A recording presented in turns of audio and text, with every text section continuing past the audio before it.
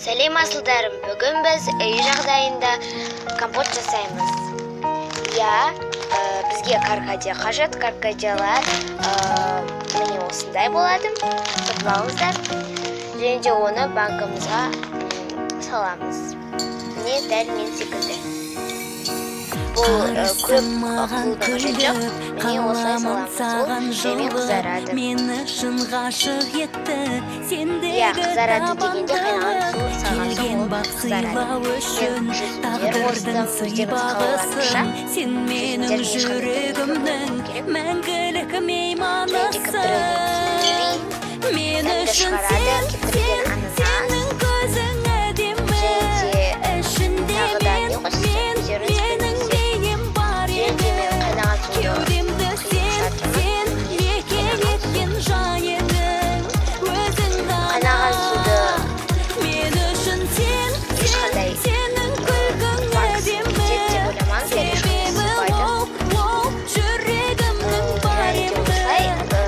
ананас. Қанық қызыл болып өзі қызара береді.